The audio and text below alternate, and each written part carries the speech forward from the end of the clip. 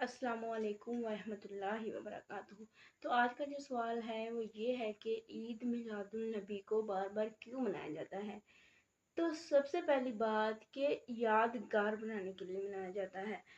اب دیکھیں، اگر یہ سوال ہے نا کہ عید میلاد النبی کو بار بار کیوں منایا جاتا ہے، تو پھر 14 اگست بار بار کیوں منائی جاتی ہے؟ پاکستان تو ایک دفعہ بن چکا ہے، اب دوبارہ اس کو کیوں منایا جاتا ہے؟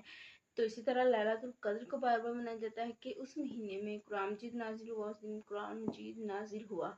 تو جس کی وجہ سے قرآن مجید آیا، جس کی وجہ سے جس پر نازل ہوا قرآن مجید، تو کیا اس کا دن نہیں منایا جا سکتا؟ ان کا دن نہیں منایا جا سکتا؟ ان کی شان تو برا ہے۔